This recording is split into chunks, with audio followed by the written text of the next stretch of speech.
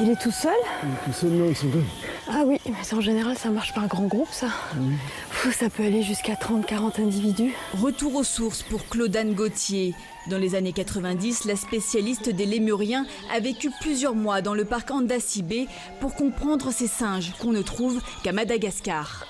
Madagascar est un endroit unique au monde qui a été un véritable laboratoire de l'évolution, à la fois pour des espèces de faune, comme les lémuriens ici, on a plus d'100 d'espèces recensées aujourd'hui, mais également pour toute la végétation.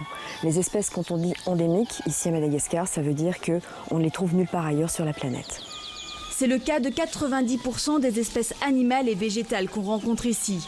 Alors pour les protéger, des patrouilles parcourent les parcs nationaux. De nuit comme de jour, la forêt est la cible des braconniers, des trafiquants qui n'hésitent pas à abattre des arbres millénaires pour emporter un tronçon de seulement 2 mètres de longueur. 35 à 40 cm de diamètre. 0,48, 420, 80. On a trouvé un gros palissandre, un arbre précieux et rare qui a été coupé. Cet arbre, qui a 3000 ans, a été coupé en une seule nuit. Et en plus, il y a beaucoup de cultures sur brûlis aux abords du parc. Ça détruit la forêt, ça la détruit vite. Selon un dicton malgache, la forêt de l'Est ne finit jamais. Pourtant, sur la route de Tana, les arbres sont remplacés par un paysage de désolation. Les paysans brûlent la forêt afin de cultiver ces terres fertiles pour quelques années. L'île verte est devenue l'île rouge. Mais moins d'arbres, c'est aussi moins de pluie. Ici, avant, il pleuvait 10 mois sur 12. Aujourd'hui, 6 mois seulement. Pas assez pour irriguer les cultures.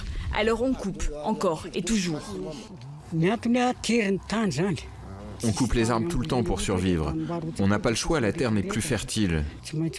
La forêt a disparu, mais on est obligé de couper les arbres pour faire du charbon ou du bois de chauffage pour le vendre.